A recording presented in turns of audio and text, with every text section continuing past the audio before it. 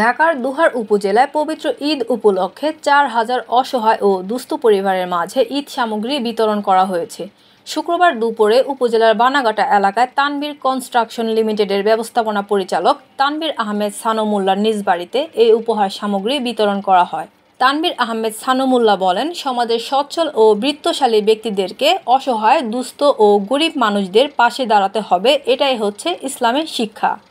ঈদ উপহার সামগ্রী হাতে পেয়ে আনন্দিত হয়ে শারীরিক প্রতিবন্ধী আবুল কালাম বলেন, মহান আল্লাহর কাছে শুকরিয়া জানাই, আজ আমরা নগদ টাকা, শাড়ি, লুঙ্গি পেয়েছি। ঈদটা এইবার আমাদের ভালোই কাটবে।